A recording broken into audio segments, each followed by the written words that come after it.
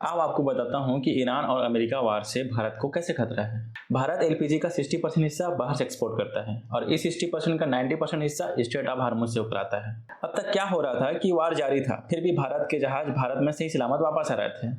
अब ईरान और अमेरिका की शांति वार्ता फैल हो गई है और ट्रम्प बाबा बौखला गए हैं।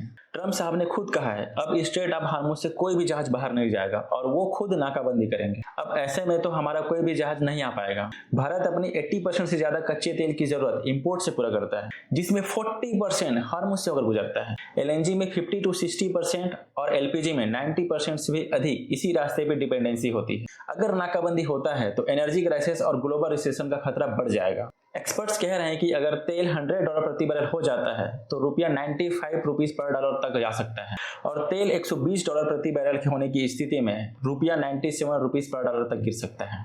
और तीसरा सबसे बड़ा कारण खाद, प्लास्टिक, दवाइयाँ, कपड़ा, इलेक्ट्रॉनिक्स सब कुछ इससे जुड़ा है। अगर ऐसा होता है तो खाद और फर्टिलाइजर का संकट बढ़ जाएगा और इसका सीधा असर किसानों पर पड़ेगा।